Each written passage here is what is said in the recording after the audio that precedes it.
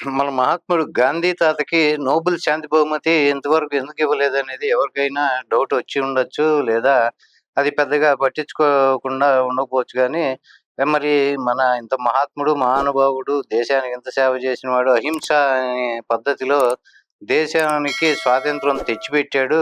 అప్పనంగా ఆయనే అని జెప్పి మనకి అంతా మనం చదువుకున్నాము. దేశంలో గూడా అదే అందరూ పాపం కొనియాడుతుంటారు గాంధీ తాతని.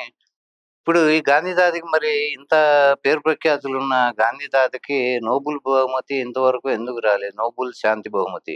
అంటే 1937, 38, 39 సంవత్సరాల్లో గాంధీ తాతని నోబెల్ బహుమతికి అర్హుడుగా చేయాలని జెప్పి అది నామినేషన్ పంపటం జరిగింది. అయితే అక్కడ వాడు జాకబ్ ఎస్. వామ్ ముల్లర్ అనే ఆయన నో నోబెల్ ఎవరైతే నోబెల్ బహుమతి ఇస్తారో దానికి సంబంధించిన ప్రతినిధి. ఆయన ఏమన్నారంటే, మన గాంధీ తాత గారు అంత పుణ్యాత్ముడు, మహాత్ముడేమి గాదు. ఆయన చేసిన దురాఘాతాలు చాలా ఉన్నాయి. కాబట్టి నోబెల్ శాంతి బహుమతికి అనర్హుడు అని వాళ్ళు రిజెక్ట్ చేయటం జరిగింది. అయితే 48లో కూడా ఇంకొకసారి ఆయన గాంధీ గారు చనిపోయిన తర్వాత మళ్ళీ అది పంపించడం జరిగింది.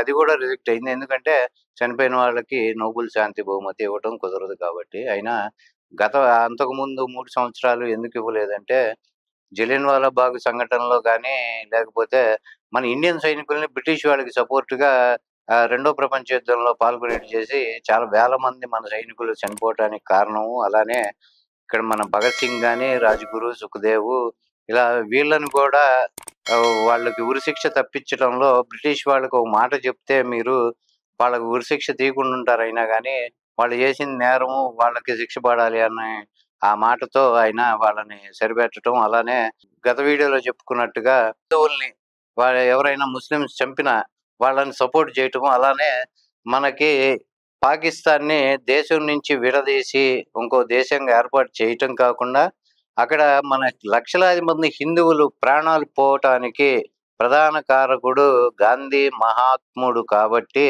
ఆయనకి నోబెల్ శాంతి బహుమతి ఇవ్వటం కుదరదు అని వాళ్ళు తేల్చి చెప్పటం జరిగింది.